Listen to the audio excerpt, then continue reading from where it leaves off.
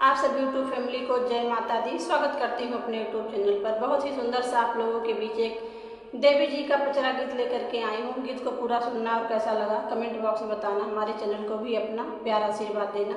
इस गीत में माता रानी अपने 3 रूप बदलती हैं। गीत के माध्यम से पूरा सुनना और कैसा लगा कमेंट करके जरूर बताना। जय माता दी। ऊपरा